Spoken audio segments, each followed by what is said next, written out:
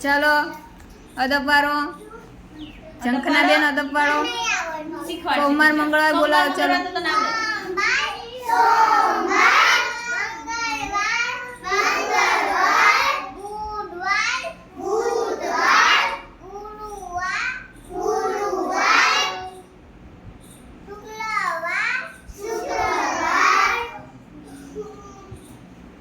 પછી શુક્રવાર પછી પછી